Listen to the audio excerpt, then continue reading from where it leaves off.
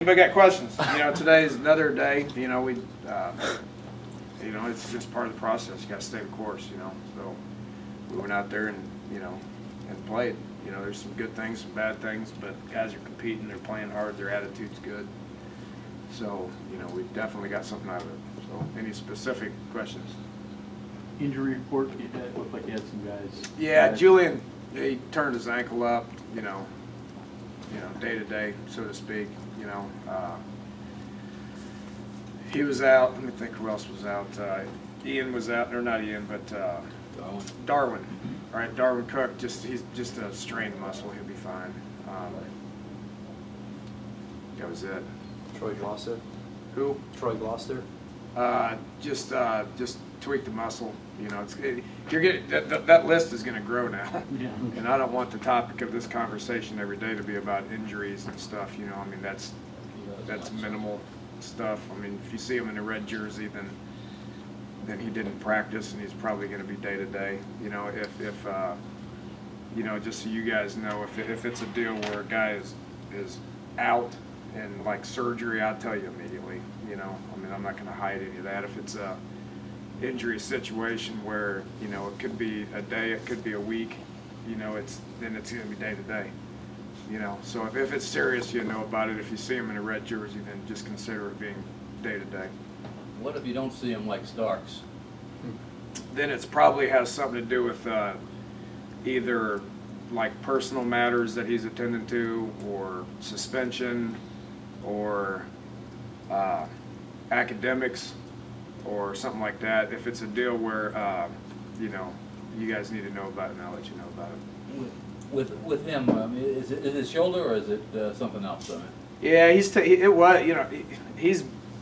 was injured. He came back. He got hurt 3 or 4 days ago, and then he's got some personal stuff right now. So he didn't re-injure his shoulder. He tweaked something and then had some personal issues that he's taking care of. So we'll leave it at that. You had a new quarterback. Yeah, and I have no idea who it is. I knew that was going to come up. I can't tell you his name. I don't know where he's from. I don't know if he can throw it left-handed or right-handed. I don't know anything. He's going through the acclimatization period where he can't put pads on right now, and he can practice once a day. I didn't know that rule until today, so he practiced this morning, which we did very, very little this morning. And I don't know if he can. I don't even know if he's right-handed or left-handed. So we'll figure it out tomorrow. He'll be out there tomorrow evening. Just another arm to help you. Yeah, we need him, and if you got leads on 2 or 3 more, we'll take them. we need as many arms as we can get. Coach, you do the 3 days of installation, repeat the 3 days. This was the end of that second 3-day period. Can you kind of summarize where you think the guys are in terms of knowing the offense at this point? Scott, I feel all right about it. I don't feel great about it. We've been through it twice, which means we can kind of evaluate, the specific 3 days, and before we head into the third set of 3, which will be not till Saturday. But we'll bunch it all together tomorrow, which will give us a better idea of where we're at with the offense. If you mesh everything together, you put it all on them, then there may be some things go haywire up here. So we'll know more after tomorrow's practice. But we slowed it down a little bit. I think we were trying to go too fast. Gino's got such good body language, tempo, and he wants to do everything so fast, and just ambush people, and to a point where he won't think very much. And at that quarterback position, we need to think. And Paul's the same way. He's a sharp kid, but when you put a lot on him and you make him do it really, really fast, you tend to blow a gasket, which he's been known to do. So we slowed him down and operated a little better offensively today. How will you handle Paul?